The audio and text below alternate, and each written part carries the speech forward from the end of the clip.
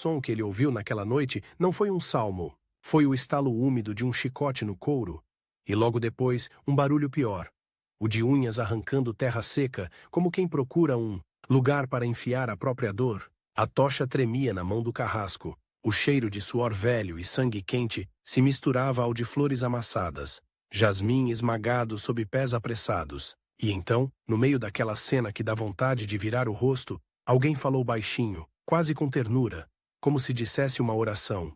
Para uma criança. Diz só uma palavra, e eu paro. O homem não pediu para parar. Ele estava sem as roupas de sempre, sem a proteção de nenhuma casa, sem o conforto de nenhum nome. E ainda assim, parecia ter uma coroa invisível. A boca sangrava, os olhos estavam fundos, mas a voz ainda era firme. Ele respondeu com uma calma que irrita quem gosta de mandar. Não? E é aí que você percebe, não é só uma história de missionário, é uma história de obsessão, de risco, de fé que entra no corpo como febre, e de um choque inevitável entre dois mundos onde o preço de uma promessa pode ser a própria pele. Se você veio procurando quem foi São João de Brito e por que ele é venerado, você achou. Só que, do jeito que essa história termina, você vai querer ficar até o fim. E talvez, em alguns momentos, você sinta aquela mistura estranha, fascínio e repulsa, porque certas escolhas humanas são belas e, ao mesmo tempo, assustadoras, porque antes de existir o mártir, existiu o menino. Lisboa, século XVII. Uma cidade onde o cheiro de peixe no cais brigava com o perfume pesado dos palácios, onde o poder tinha voz alta e a pobreza aprendia a andar em silêncio. João nasceu cercado por tudo o que a maioria nunca teria. Sobrenome, influência, portas que se abrem sem bater. A família era nobre, bem colocada na corte, e o mundo parecia pronto para entregá-lo ao destino óbvio. Prestígio, carreira, honra, talvez o brilho de uma espada ou o conforto de um cargo, só que o destino, às vezes, gosta de morder cedo. Ainda criança, João adoeceu de um jeito que não era só uma febre. Era aquela doença que transforma a casa num lugar diferente. Cortinas fechadas no meio do dia, passos na ponta dos pés, adultos com vozes baixas e olhos que evitam se encontrar. Médicos entravam, saíam, deixavam receitas, e os remédios tinham gosto de metal e ervas amargas. O corpo do menino perdia a cor, como se a vida estivesse sendo sugada com calma, sem pressa. E então veio o desespero. Aquele tipo de desespero que faz gente importante se ajoelhar no chão. A mãe, com medo de ver o filho apagar, fez o que muita gente faz quando percebe que não controla nada.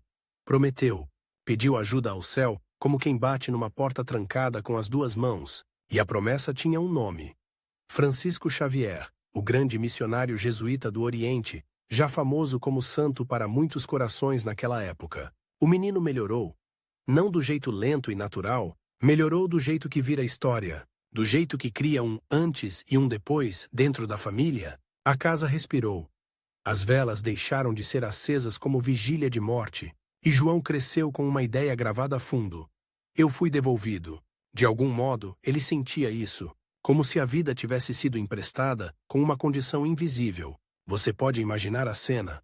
Um garoto nobre, vestido com o que há de melhor, caminhando por corredores onde todo mundo quer algo dele, e ao mesmo tempo carregando dentro de si uma dívida que não é com pessoas, mas com Deus. Só que conforme ele crescia, o mundo também crescia ao redor dele, e tentava puxá-lo para o lado certo.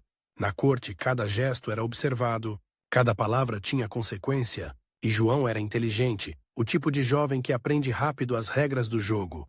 Quem sorri para quem odeia quem se ajoelha e quem manda ajoelhar, e aqui nasce o primeiro grande conflito, ainda silencioso. O jogo da corte exige que você se torne alguém que agrada. A fé, quando é de verdade, exige que você se torne alguém que obedece a outra voz. E é aí que surge uma figura importante para esta história. Não um monstro de capa preta, mas um inimigo mais realista, mais perigoso. Um amigo com ambição. Na juventude, João começou a circular entre os que estavam próximos do poder, e um dos homens ao redor dele, vamos chamá-lo de Dom Martim, era exatamente o tipo de gente que a corte produz em série. Sorriso elegante, punhos fechados, Dom Martim tinha a habilidade de oferecer oportunidades como quem oferece um gole de vinho. Só um pouco, ninguém vai notar. E ele notou João cedo. notou o brilho, notou o sobrenome, notou a facilidade que aquele rapaz tinha de ser querido, e então fez o movimento clássico. Tentou conquistar João para o lado do prestígio, porque João seria útil, um nome forte a serviço de um projeto pessoal. Você pode ser mais do que um devoto, Dom Martim insinuava. Pode ser um homem de Estado, pode ser ouvido, pode ser temido, pode vencer. E por um tempo, essa tentação era quase bonita, porque a promessa de fazer o bem com poder é uma armadilha com perfume. Você começa dizendo, eu vou só usar as ferramentas, e termina servindo as ferramentas. Mas João tinha outra coisa dentro dele, uma lembrança de fragilidade. Ele já tinha estado perto demais da morte para acreditar completamente na ilusão de controle. O que Dom Martim não entendia, ou fingia não entender, era que João não era apenas religioso. João era alguém marcado por um chamado, e isso tem uma característica incômoda. Não dá para negociar. Quando ele começou a aproximar-se dos jesuítas, não foi como quem procura um hobby, foi como quem procura ar. Os jesuítas eram conhecidos por disciplina, estudo, obediência e por uma ideia perigosa para qualquer corte. A ideia de que existe uma autoridade acima dos reis, e João, que podia ter sido um homem da máquina, começou a tornar-se um homem da consciência. O conflito com Dom Martim então mudou de tom. De conselho virou pressão, de pressão virou ironia. Vai jogar sua vida fora? A pergunta vinha mascarada de piada, mas tinha veneno. Vai trocar seda por pobreza? Vai trocar aplauso por silêncio? João não respondia com discursos inflamados, ele respondia do jeito que irrita um manipulador. Com consistência, dia após dia, escolha após escolha. E toda vez que ele recusava, Dom Martim perdia não só um aliado, perdia um espelho, porque ver alguém largar o que você deseja faz você sentir que talvez seu desejo seja pequeno. A decisão final de João não aconteceu em um único raio dramático. Ela aconteceu como acontece com as decisões que realmente mudam tudo. Devagar, por dentro, até que um dia o corpo inteiro já escolheu e a boca só confirma, ele entrou na companhia de Jesus. E esse momento, aparentemente religioso e calmo, é na verdade um momento de guerra, porque entrar para os jesuítas significava aceitar um tipo de morte. A morte do eu dono de si. Ele trocou a lógica da corte pela lógica do voto, troca de linguagem. Troca de ritmo, troca de cheiro. A vida deixou de ser o que eu quero e passou a ser o que me pedem. E para alguém como João, isso não era mutilação, era liberdade. Mas liberdade tem um preço, e o preço aparece rápido, a família. A família nobre não via com bons olhos um herdeiro se retirando do jogo. Havia orgulho ferido, havia medo, havia raiva, porque a escolha de João parecia uma acusação silenciosa. Tudo isso não é suficiente. Imagina a cena. Uma mesa grande, comida farta, o brilho de talheres e uma conversa que não alimenta ninguém. Você não entende o que está deixando, alguém diz. E João, com a serenidade que nasce de uma decisão irreversível, entende perfeitamente, é por isso que está deixando. Na formação, ele mergulhou no estudo com uma fome que não era vaidade intelectual, era preparação. Porque no fundo, ele sabia que não estava entrando numa vida de tranquilidade. Havia um fio que puxava sua história para longe, para um lugar que não cheirava a Lisboa, nem soava como português, nem vestia como corte. O Oriente, a terra das missões, do risco, das línguas estranhas, das culturas antigas, o território onde Francisco Xavier havia deixado pegadas quase míticas, e aqui a dívida da infância volta como sombra e luz ao mesmo tempo. João começou a sentir que sua vida, aquela vida devolvida, não tinha sido devolvida para que ele a preservasse, tinha sido devolvida para que ele a gastasse, e isso é uma ideia que dá medo, porque gastar a vida soa bonito. Até você perceber que a vida é gasta em detalhes: fome, calor, doença, solidão, incompreensão e às vezes violência. Ainda assim, João insistia. Do lado de fora, Dom Martim ainda existia. Não mais como amigo, mas como rumor. Rumor de que João era ingrato, de que estava sendo manipulado, de que iria falhar. Rumor de que voltaria quebrado, implorando um lugar de novo na corte. Esse tipo de inimigo é persistente. Ele não precisa aparecer com espada. Basta que ele espalhe uma história alternativa, uma narrativa onde você é o tolo. E João, sem querer, começou a criar um inimigo ainda maior. Não só Dom Martim, mas o próprio sistema que Dom Martim representava. O sistema do ganhar acima do ser, quando enfim veio a possibilidade concreta de ir para a missão, algo dentro dele acendeu como fósforo. Não era só entusiasmo, era reconhecimento, como se a estrada finalmente fosse a mesma que o coração já caminhava há anos. O sim que ele deu não foi um sim romântico, foi um sim pesado. Porque ele sabia, mesmo sem saber tudo, que havia uma distância que não era medida apenas em quilômetros. Era distância de mundo, distância de língua, distância de segurança. E havia também outra coisa. A sensação de que, do outro lado do mar, existia um adversário que não era um homem só, mas uma força. Uma força que o esperava em forma de tradição, poder local, orgulho religioso, medo do diferente. Uma força que não iria ceder só porque ele tinha boas intenções. Aí está o verdadeiro prenúncio.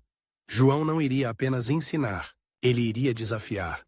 E quando você desafia, mesmo com delicadeza, alguém sempre toma isso como ataque. Na última noite antes de partir, ou uma das últimas, porque partidas grandes costumam levar dias por dentro, João caminhou por Lisboa com olhos diferentes, não como quem passeia, mas como quem se despede em silêncio. O rio refletia luzes, e as ruas tinham aquele som de vida normal.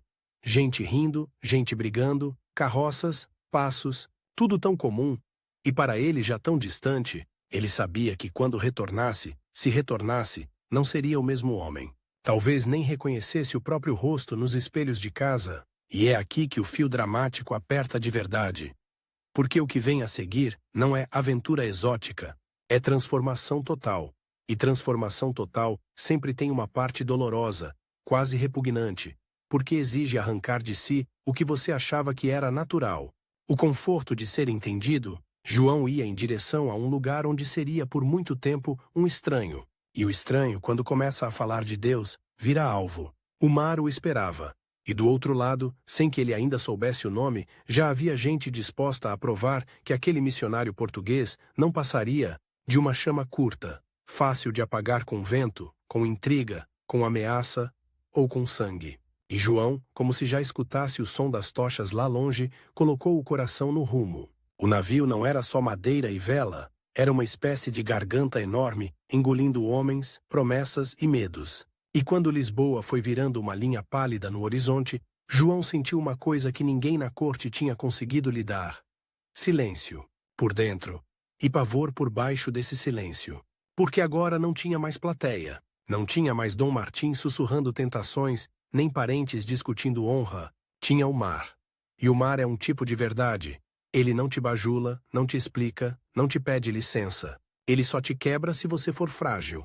Nos primeiros dias, o corpo de João brigou com a viagem, como se o próprio estômago fosse um inimigo. O balanço fazia a comida voltar, e o ar cheirava a sal, a vômito, a corda úmida, a gente apertada vivendo em cima da mesma tábua. À noite, o rangido do navio parecia um animal velho reclamando. E no meio daquela rotina áspera, João começou a entender. A sua fé não ia ser provada em grandes discursos, ia ser provada em pequenas humilhações, o tipo de humilhação que a corte nunca mostra. Teu corpo fraco, teu orgulho sem utilidade, teus planos ridículos diante de uma febre. E então, como se Deus tivesse decidido apertar o parafuso logo, veio uma doença a bordo. Aquelas febres que fazem homens adultos delirarem como crianças, chorarem por água e por mãe. O calor subia, a pele secava e a língua parecia lixa. Alguns rezavam, outros xingavam, outros só gemiam num canto. João olhou aquilo tudo e sentiu uma pergunta feia atravessar o peito. E se eu morro aqui? E se a história acaba antes de começar? Essa pergunta tem um gosto meio amargo, meio libertador, porque ela arranca a fantasia heróica e deixa só o essencial. Por que eu vim? E foi ali, no meio de corpos suando e tossindo, que João fez uma escolha interior mais profunda do que qualquer voto formal. Não foi uma decisão bonita, com música, foi uma decisão crua, quase animal. Ele parou de negociar com o medo. Ele percebeu que sempre existe um ponto em que a pessoa deixa de dizer, eu estou indo, e passa a dizer, eu já fui. É quando você não tem mais retorno emocional. Você já se desprendeu, a viagem seguiu. Paradas, portos, rostos novos, e de repente o mundo ficou maior do que as histórias que contavam em Lisboa. Havia cheiros diferentes, frutas que pareciam invenção, línguas que soavam como água batendo em pedra, João não estava mais em terra de cristãos, estava num mosaico de mundos, e isso mexe com a fé de um jeito estranho. Porque no começo, você acha que vai levar Deus para as pessoas, como se Deus fosse uma mala que você carrega. Aí você chega e descobre que Deus já está ali. Só que com nomes, símbolos e medos que você ainda não sabe decifrar. E, se você for arrogante, você vira mais um estrangeiro ridículo tentando impor um mapa errado. João não queria ser ridículo. Quando ele finalmente pisou em terra e sentiu o chão firme, não foi alívio puro. Foi também o início de outra vertigem. Agora é real. Agora tinha poeira. Agora tinha gente olhando. Agora tinha consequências. E foi nesse agora que nasceu o segundo grande antagonista da vida dele. Mais perigoso do que Dom Martim, porque não era só vaidade e intriga. Era poder local, religião ancestral, ordem social. Um inimigo que não se via de imediato, mas que se manifestava em pessoas concretas. Numa das primeiras comunidades com as quais ele tentou se aproximar, João percebeu um padrão.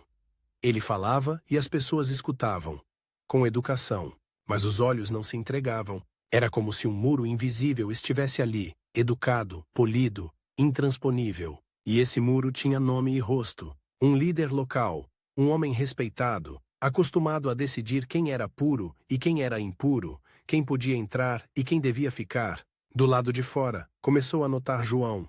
Vamos chamá-lo de Raghunatha, não como invenção gratuita, mas como símbolo de um tipo de autoridade que existia ali. A autoridade, do costume, do nascimento, do sempre foi assim. Raghunatha não precisava gritar. Bastava levantar uma sobrancelha e a aldeia entendia. Cuidado com esse estrangeiro. E João, que vinha de uma corte onde o poder tinha etiqueta, reconheceu aquilo na hora. Era poder também, só que com outra roupa. A primeira tentação de João foi lutar no terreno que ele conhecia. Argumentos, lógica, uma espécie de vitória intelectual, mas a realidade desmentia a vaidade. Porque ele podia vencer uma discussão e perder a alma das pessoas. Ele precisava de outra estratégia, não provar que estava certo. Provar que amava. Só que amar ali não era abraço e poesia. Amar era comer o que te oferecem sem fazer careta. Era aprender uma língua que humilha teu orgulho porque te faz parecer burro. Era aceitar o calor que te deixa irritado, as roupas que coçam, os insetos que entram no teu sono, a solidão de não ser de casa. João começou a estudar o idioma local com uma insistência quase obsessiva, e quando ele tentava pronunciar certos sons e falhava, alguns riam. Não riam por maldade apenas, riam como se ri de alguém que tropeça. Mas para João aquilo era um teste. Ele se permitia tropeçar porque não estava ali para parecer brilhante. Estava ali para servir. E é nesse ponto que acontece a virada que marca a santidade dele. João decidiu que não ia ser missionário de cima para baixo. Ele ia se aproximar de um jeito que escandalizaria muita gente, inclusive europeus. Ele começou a observar os homens considerados santos na cultura local. Ascetas, sábios, figuras que viviam com simplicidade radical, respeitados por disciplina, renúncia e coragem, e percebeu uma coisa. Se ele quisesse ser ouvido como homem de Deus, ele precisava parecer homem de Deus aos olhos deles, não apenas aos olhos portugueses. Então ele fez algo que na mentalidade da época era quase um suicídio social.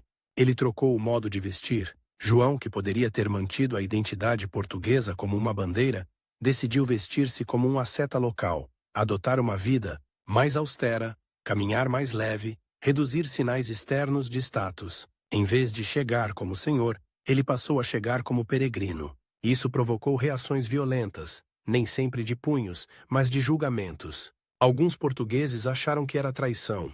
Alguns cristãos locais acharam estranho.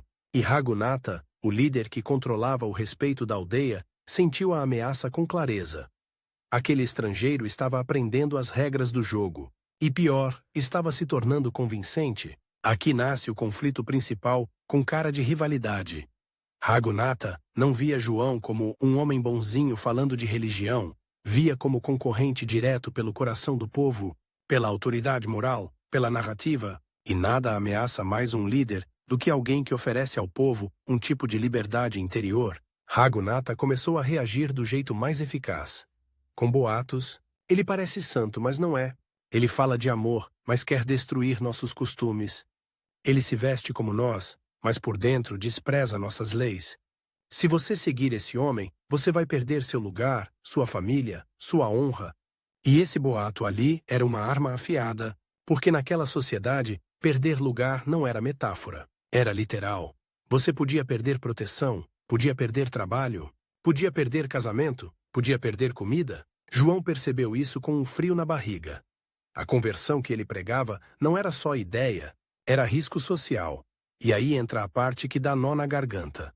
João começou a ver gente interessada em Cristo, mas com medo do preço.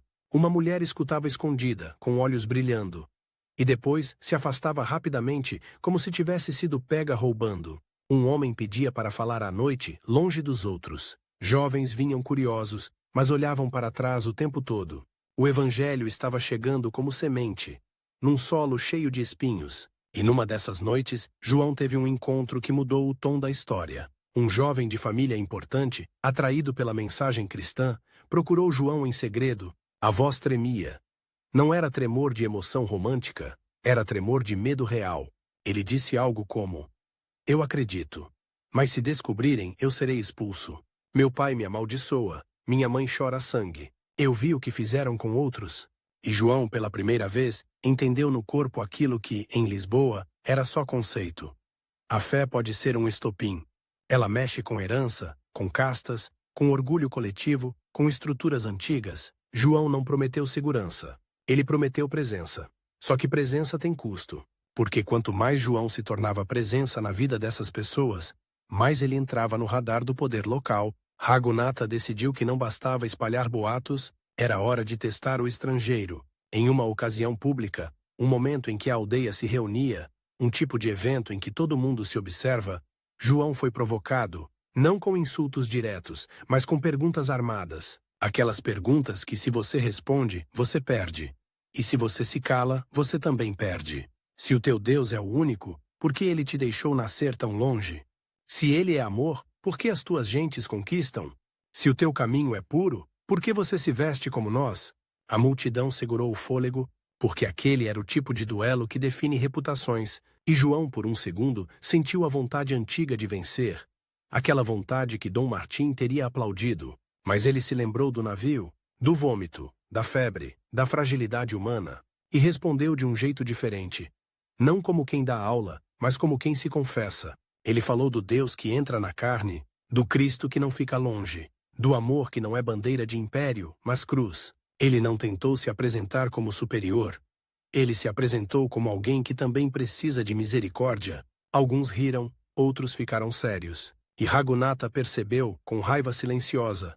João não estava ali para competir no nível do orgulho. Isso tornava João mais perigoso, não menos, porque a humildade verdadeira é difícil de derrubar. Os meses foram passando, e João começou a fazer aquilo que para muitos parecia impossível.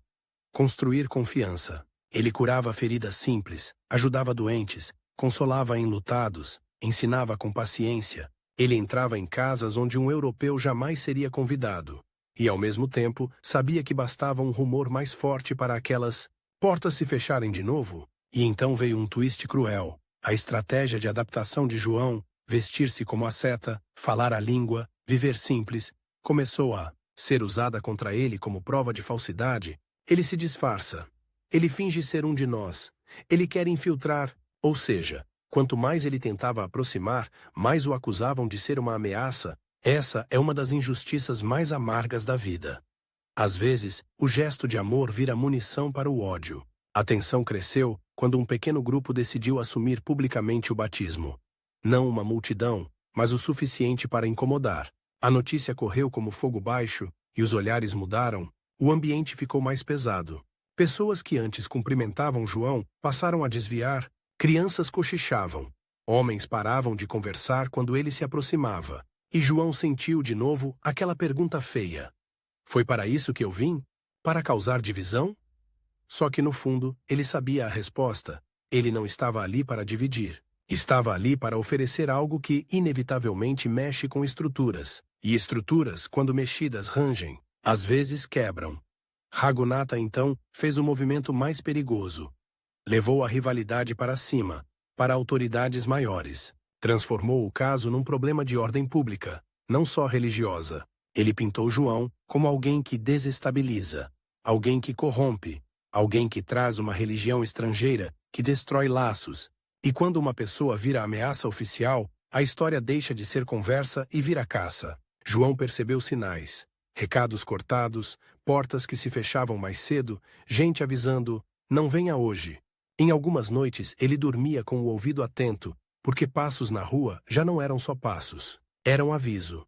E ainda assim ele continuou. Não porque não tinha medo, ele tinha, mas porque já tinha atravessado o ponto de retorno. Ele era aquele homem do navio que parou de negociar com o medo. O que ele não sabia, e isso é o que dá aquele arrepio de antecipação, é que a rivalidade com Raghunatha era só o começo de uma cadeia de inimigos. O primeiro rosto de um sistema que cedo ou tarde exigiria uma prova final, e conforme João ganhava respeito entre alguns e ódio entre outros, ele se aproximava sem perceber do tipo de encruzilhada em que não existe saída elegante, só existe fidelidade ou renúncia. E João de Brito não era o tipo de homem que renuncia ao chamado para salvar a própria pele. O que ninguém te conta sobre a palavra missão é que ela não começa com multidões ouvindo em silêncio, nem com milagres cinematográficos. Ela começa com coisas pequenas e humilhantes. Aprender a pedir água sem soar como um bebê. Descobrir que o teu bom dia pode soar como ofensa. Perceber que um sorriso no lugar errado pode virar fofoca e depois sentença. João já tinha entendido a lógica do lugar. Ali, a vida era uma rede. Se você corta um fio, a rede inteira sente. E a fé que ele carregava, por mais delicada que ele tentasse apresentar, puxava fios. Ele caminhava muitas vezes sozinho. A estrada era poeira e pedra, e o sol era um peso colocado sobre a nuca. A roupa simples colava no corpo suado, mosquitos faziam uma música irritante ao redor das orelhas, e a garganta secava tanto que parecia que ele engolia areia. E ainda assim ele ia. Porque a missão, no corpo, era isso. Insistir quando tudo em você pede para parar. João começou a fazer algo que virou sua marca. Ele não se contentava em visitar aldeias, ele sentava no chão, ele escutava histórias longas, cheias de detalhes que um estrangeiro poderia achar irrelevantes. Mas ele não tratava nada como irrelevante, porque sabia. Para ser ouvido, primeiro você precisa mostrar que respeita. E pouco a pouco, uma coisa estranha aconteceu. Gente começou a procurá-lo não só por curiosidade religiosa, mas por dor. Um homem com o braço infeccionado, a pele quente e avermelhada, veio com medo de perder o membro, ou a vida. Uma mãe trouxe uma criança com febre e olhos opacos, tremendo no colo. Um casal com o casamento quebrando veio em busca de conselho. Não porque João fosse terapeuta, mas porque ele tinha aquela presença rara, a presença que não condena antes de entender. Ele dava o que podia. Cuidado simples, orações, palavras firmes e, principalmente, tempo. Tempo é um dos dons mais caros que existem. E é exatamente por isso que ele irrita líderes como Raghunatha. Porque o povo, quando encontra alguém que oferece tempo e escuta, começa a comparar com quem sempre ofereceu só ordens. A rivalidade, que já era forte, começou a virar algo mais pessoal. Não era só um estrangeiro pregando, era um estrangeiro conquistando confiança. E aí veio o primeiro grande salto dramático do ministério de João. Ele percebeu que, se ficasse apenas onde era tolerado, ele seria um capelão de margem. Ele precisava entrar nos lugares onde a tensão era maior, nos territórios onde a autoridade local era mais rígida, nos grupos onde qualquer mudança era vista como traição. Ele sabia que isso era se aproximar do fogo. E foi exatamente o que fez. Ele começou a viajar para regiões onde a estrutura social era dura como pedra. Hierarquias rígidas, códigos de honra que não eram brincadeira e uma vigilância constante sobre quem se desvia. Nessas regiões, a ideia de alguém mudar de religião não era só uma escolha pessoal, era uma afronta à família inteira, ao clã, à reputação coletiva. João entrou ali sem arrogância e sem ingenuidade. Ele aprendeu a falar de Cristo de um jeito que não soava como colonização espiritual. Em vez de começar com acusações, ele começava com sede. Sede de sentido, sede de perdão, sede de um Deus que não está longe. Ele falava de um Deus que se aproxima dos pobres, dos doentes, dos desprezados, e isso tocava gente que vivia esmagada por medo e por regras. Ao mesmo tempo, ele era cuidadoso para não destruir pessoas, porque ele logo percebeu um perigo moral. Convencer alguém a se converter e depois deixá-la sozinha com as consequências é quase crueldade. Então ele começou a montar pequenas redes de apoio. Gente que se encontrava em segredo, famílias que acolhiam discretamente, caminhos de proteção. Só que proteção, em terra de honra, tem prazo curto. Raghunatha não estava mais lidando com boatos isolados. Ele via um movimento, pequeno mas real, e ele entendeu algo crucial. Se João continuasse, ele não seria lembrado como aquele estrangeiro estranho. Seria lembrado como o homem que abriu a porta para uma mudança irreversível. Raghunatha precisava de uma vitória visível. E a vitória visível não é apenas calar João, é humilhá-lo.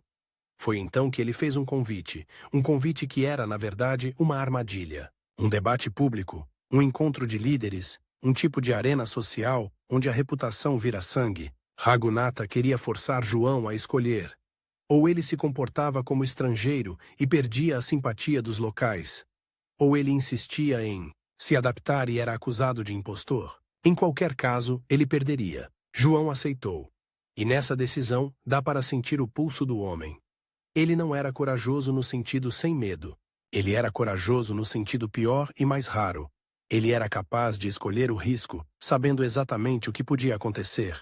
Naquele dia, o lugar ficou cheio. Gente nas sombras, gente em pé, gente sentada no chão.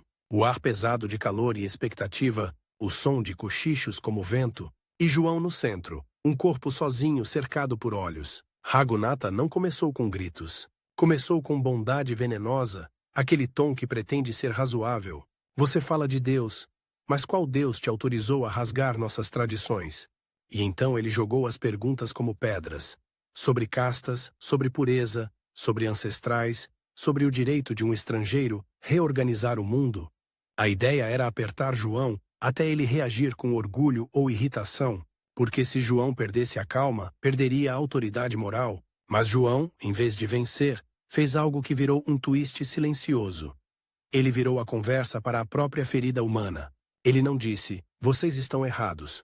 Ele falou do medo de ser rejeitado, do peso de ter que merecer amor, da angústia de viver preso a uma identidade que te controla. Ele falou do Cristo que toca impuros, que senta com quem a sociedade despreza, que oferece uma dignidade que ninguém pode tirar. E naquele instante, a arena social virou outra coisa. Virou um espelho. Alguns ficaram com raiva porque se viram ali. Outros ficaram com lágrimas nos olhos porque sentiram pela primeira vez que alguém estava falando direto para a sua solidão. Raghunatha percebeu que tinha falhado em um ponto. João não estava tentando ganhar aprovação. João estava oferecendo liberdade interior, e liberdade interior é o tipo de coisa que não dá para desmentir com boato. Então o rival mudou de estratégia mais uma vez. Se não dá para derrubar a mensagem, derruba o mensageiro. E a melhor forma de derrubar o mensageiro é acusá-lo de algo que o povo teme: desonra. Começaram a circular histórias sujas, histórias cuidadosamente construídas para provocar nojo, suspeita, afastamento, sussurros de que João era um manipulador, de que usava a religião para capturar pessoas vulneráveis, de que sua austeridade era teatro. Essas acusações são sempre as mesmas, em qualquer época.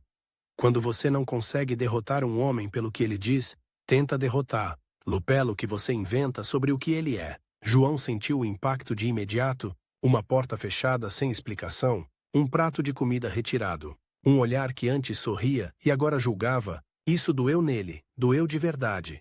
Não porque ele precisava de aplauso, mas porque a confiança era o terreno onde a fé crescia, e quando o terreno é envenenado, tudo fica mais difícil. Ainda assim, ele continuou indo de aldeia em aldeia, e foi nessa fase de desgaste e perseguição invisível, que João fez algumas das escolhas mais extremas da vida. Ele começou a viver com um nível de austeridade que assustava até gente religiosa.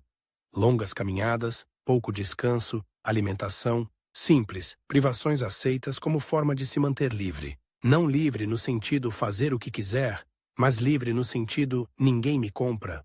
E isso dá a você uma força estranha, porque quando alguém percebe que você não quer nada, nem dinheiro, nem sexo, nem influência, essa pessoa fica sem arma. É por isso que alguns odiavam João. Ele não oferecia uma troca, ele oferecia uma verdade.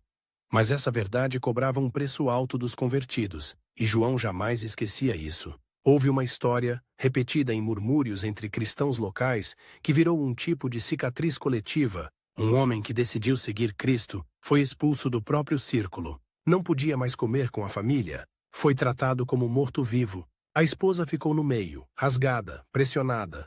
E a criança mais nova, sem entender a política do ódio, chorava pedindo o pai de volta. Mas o pai não existia mais na lógica social. João ficou diante desse homem e sentiu uma raiva surda do sistema que esmagava pessoas por escolhas de consciência. E ao mesmo tempo sentiu o perigo. Se ele insistisse sem cuidado, seria responsável por mais tragédias. Foi aí que ele desenvolveu um método ainda mais paciente. Ele não acelerava batismos como troféus. Ele preparava pessoas, explicava o custo, dizia com honestidade: "Isso pode te custar tudo." E quando alguém ainda assim dizia sim, João não romantizava.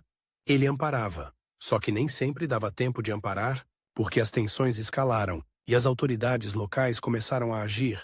Em certa ocasião, João foi detido. Não como criminoso com algemas dramáticas, mas como estrangeiro inconveniente, convidado a se explicar. E esse tipo de detenção é assustador justamente por ser burocrático. Um homem com poder decide que você tem que ir, você vai. E no caminho, você percebe que sua vida pode virar pó sem que ninguém faça discurso. Levaram-no por ruas onde as pessoas olhavam como se ele fosse algo sujo que não se deve tocar. Ele sentiu o peso do desprezo social, aquela sensação de estar exposto, de não ter onde se esconder. E aí, no meio desse caminho, aconteceu um twist que ele não esperava. Um homem que até então tinha sido hostil, alguém ligado à estrutura de autoridade, se aproximou discretamente e sussurrou algo como: "Cuidado, hoje querem mais do que te assustar." Aquele aviso foi como gelo descendo pela espinha, porque João entendeu. A rivalidade com Ragunata tinha ultrapassado o nível de prestígio. Agora era sobrevivência. Ele foi interrogado. Perguntas repetidas. A lógica era simples: fazê-lo admitir culpa de perturbação, criar um registro, preparar o terreno para punições maiores. João respondeu sem arrogância, mas sem ceder no essencial. Ele não insultava a cultura local, ele falava de consciência, de Deus, de amor. E isso irritava, porque não oferecia um ponto fácil de ataque. Houve pressão para que ele abandonasse certas regiões, houve ameaça velada. Houve a promessa falsa de paz. Volte para onde é aceito. Pare de provocar problemas. E João entendeu a sedução desse acordo. Se ele aceitasse, continuaria vivo. Continuaria pregando, um pouco. Teria uma missão mais tranquila. Só que isso seria trair o coração do chamado. Estar com os vulneráveis, com os que pagariam o preço mais alto. Ele recusou. E essa recusa teve um efeito imediato. O respeito dos oprimidos cresceu e o ódio dos poderosos também. Nesse período, João começou a ser visto de dois jeitos extremos, e ambos são perigosos. Para uns, ele era santo. Para outros, ele era demônio. Quando alguém vira símbolo, a pessoa real desaparece, e o símbolo vira alvo. E com o tempo, João acumulou inimigos que não eram só Ragunata, eram homens de honra ferida, líderes religiosos preocupados com controle, autoridades políticas temendo instabilidade, famílias influentes, revoltadas por perder seus membros para uma fé nova. A rede de rivalidade se espalhou. João, mesmo assim, insistia em algo que parecia loucura.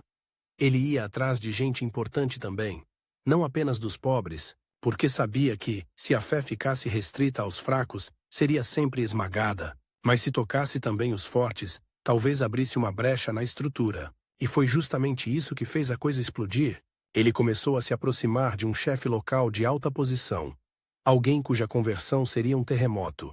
Não porque João buscasse poder, mas porque viu naquela pessoa uma fome espiritual real, escondida por detrás da imagem pública. As conversas eram discretas, nada de multidões, só palavras baixas, olhares tensos, noites longas. E quanto mais esse homem parecia inclinar-se para o cristianismo, mais os inimigos entravam em pânico, porque ali não era só uma pessoa simples mudando, era uma figura cuja decisão alteraria alianças, casamentos, reputações. Ragunata percebeu que estava prestes a perder a guerra. E aí ele fez o movimento final de um rival desesperado. Ele decidiu transformar João, não apenas em suspeito, mas em exemplo. A estratégia era cruel e inteligente.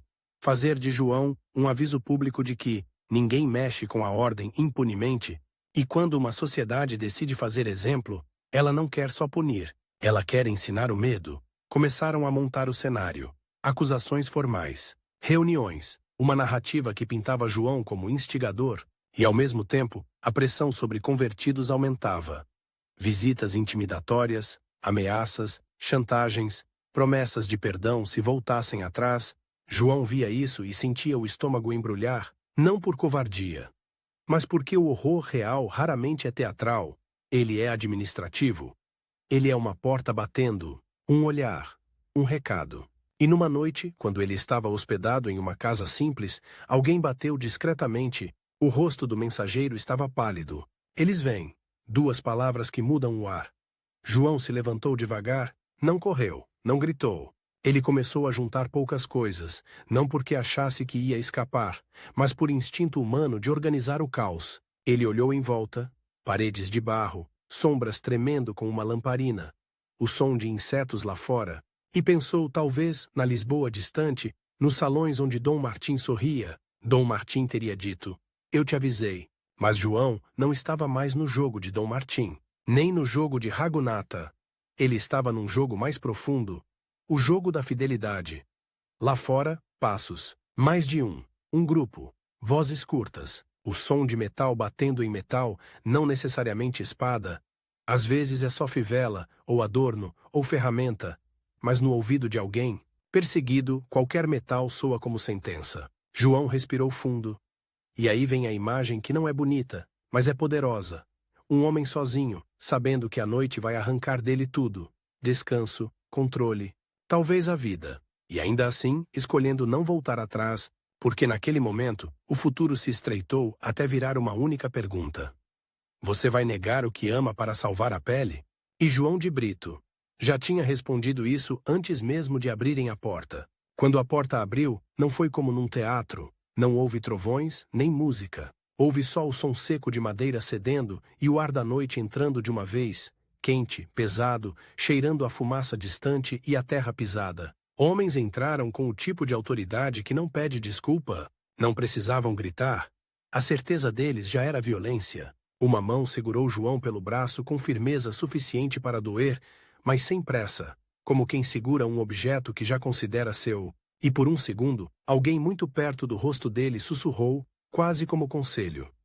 Se você falar a coisa certa, isso acaba aqui. A frase parecia misericórdia, mas era só a isca da rendição. João não respondeu com heroísmo barulhento. Ele respondeu do jeito mais irritante para um perseguidor. Com calma. E essa calma não era pose. Era a calma de quem já aceitou que a vida não pertence a ele. Levaram-no pela escuridão. O caminho era irregular. E ele tropeçava de vez em quando, porque nem sempre deixavam que ele pisasse com dignidade. Uma pedra, um buraco, um puxão mais forte. E você aprende que o corpo humano é fácil de humilhar. E o povo sempre é o espelho mais cruel. Havia janelas com sombras, havia rostos meio escondidos, havia gente que tinha recebido dele palavra e pão, e agora se escondia por medo. E João não os julgava, porque sabia como o medo funciona. Quando você tem família para proteger, mas havia também aqueles que olhavam com satisfação, e nesse grupo você sempre encontra um tipo específico de pessoa. A que se sente segura porque está do lado da força. A que confunde poder com justiça. A que sorri porque alguém finalmente está no lugar. E no meio desse movimento todo, havia um olhar que João reconheceu sem precisar que o homem dissesse nada. Ragunata. O rival estava ali, não com uma arma na mão, mas com a expressão de quem finalmente conseguiu transformar o outro em aviso. O rosto dele não mostrava raiva aberta, mostrava algo pior. Alívio. Alívio de ver o problema sendo removido. João percebeu, com clareza dolorosa, que Ragunata não queria só que ele sumisse. Queria que ele fosse quebrado diante de todos. Queria que a história terminasse com uma lição simples. Não mexam com a ordem. E aí acontece um pequeno twist psicológico. Em vez de odiar Ragunata, João sentiu pena. Pena não no sentido superior, pena no sentido humano, triste. Você acha mesmo que a ordem vale mais do que pessoas? Só que pena não salva ninguém. João foi levado para ser interrogado de novo. Agora num ambiente mais pesado, mais formal, mais decidido. A máquina do poder tinha entrado em movimento.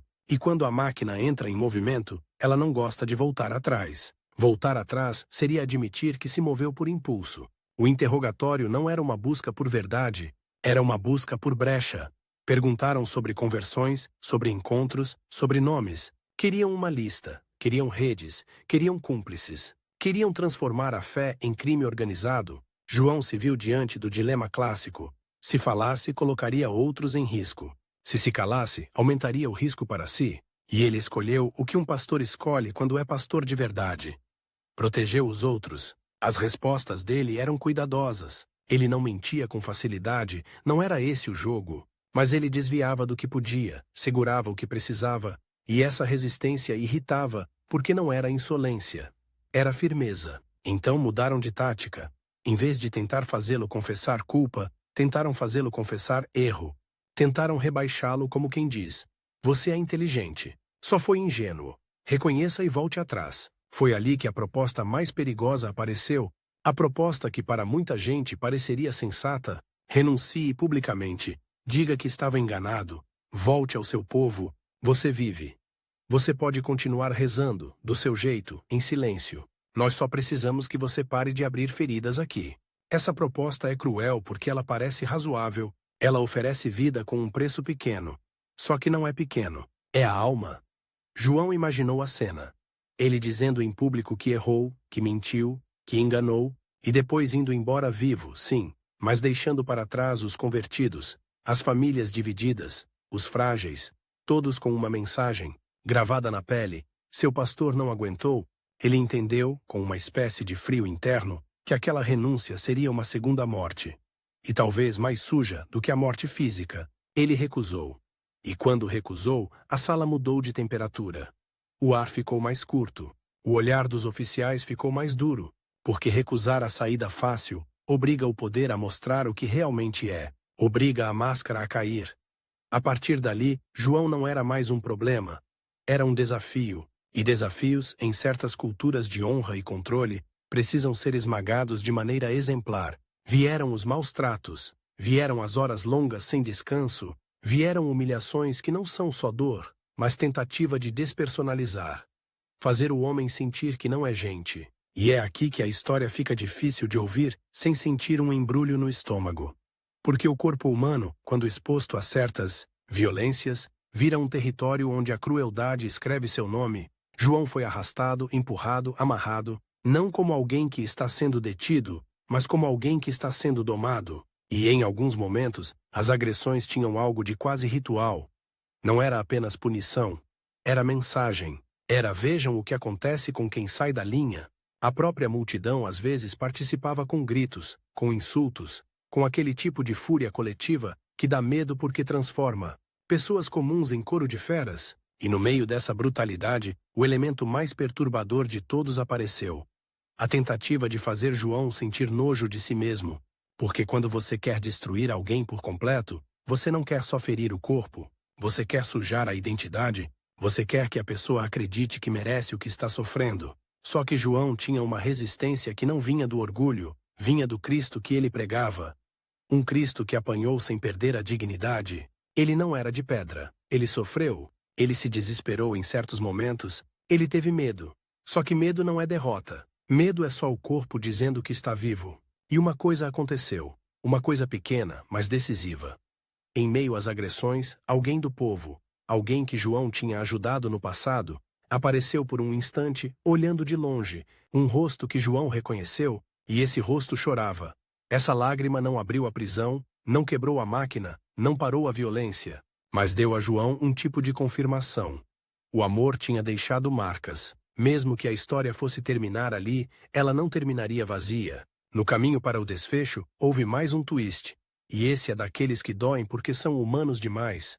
Um homem que antes tinha se aproximado de João por interesse e não por fé, tentou negociar a situação usando o nome de João como moeda. A ideia era simples. Se eu colaborar com eles, eu ganho proteção. E ele já está perdido mesmo. Traição não precisa ser épica. Ela pode ser só oportunismo. João soube disso, e por um segundo a alma sentiu aquela pontada amarga. Então é assim que termina? Sendo usado como escada. Mas ele engoliu esse amargo como engole remédio. Porque no fim, a santidade dele não dependia da fidelidade alheia. Dependia da dele. O destino foi selado. A decisão final não veio como sentença escrita com carimbo, mas como movimento inevitável. Prepararam a execução, e aqui, de novo, a história mostra sua face mais repulsiva.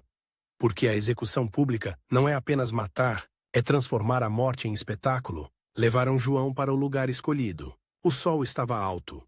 O ar tremia. As pessoas se agrupavam como se fosse festa. Crianças em ombros, homens empurrando, mulheres observando com expressão tensa. E no centro, um homem amarrado, marcado, cansado. João andava devagar. Os pés sentiam a dor do chão.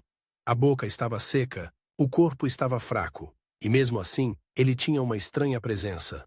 Não aquela presença de quem vence, mas de quem se entrega sem se vender. Raghunatha estava lá também, porque o rival precisava ver o final do filme. Precisava provar para si mesmo que tinha sido mais forte, e então veio a última oferta. A última tentativa de dobrar o homem. Diga uma palavra, uma só. Negue. Diga que foi engano. E acabou. E é aqui que o contraste fica brutal. O carrasco já pronto, o povo esperando, o rival observando. E a opção de viver ao alcance da língua. João respirou. E disse não. Não com grito. Não com ódio. Com uma tranquilidade que transforma a violência em vergonha. O golpe veio. O sangue veio. Quente, real, impossível de ignorar. O corpo caiu como caem todos os corpos, sem poesia. E por alguns instantes a multidão ficou em silêncio. Não por respeito, mas porque a morte, quando acontece tão perto, lembra as pessoas de que elas também são carne. A tentativa era apagar João, mas aconteceu o efeito contrário. Porque martírio tem uma lógica própria. Quando alguém morre por algo que poderia ter negado, essa morte vira pergunta. E pergunta é semente. Alguns foram embora satisfeitos. Raghunatha talvez achou que tinha vencido. Mas vitória que precisa de sangue para se sustentar é sempre frágil. E logo começaram os rumores que o poder não controla. Ele morreu rezando. Ele não amaldiçoou ninguém. Ele podia ter vivido e escolheu não mentir. Esse tipo de rumor é perigoso, porque ele muda a forma como o povo enxerga a violência. Ele transforma um castigo em testemunho. A memória de João começou a circular entre cristãos locais como fogo em palha seca.